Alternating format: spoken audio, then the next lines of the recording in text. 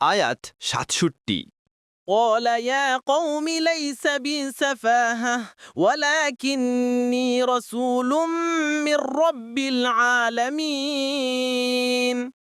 অনুবাদ, তিনি বললেন, হে আমার সম্প্রদায়, আমার মধ্যে কোনো নির্বুদ্ধিতা নেই, বরং আমি সৃষ্টিকুলের রবের পক্ষ থেকে একজন রাসূল। ১ নং ফুটনোট। তাফসির ১ নং ফুটনোটের বিবরণ, অর্থাৎ সম্প্রদায়ের নেতাগোছির লোকেরা বলল, আমরা তোমাকে নির্বুদ্ধিতায় লিপ্ত দেখতে পাচ্ছি। আমাদের ধারণা তুমি একজন মিথ্যাবাদী।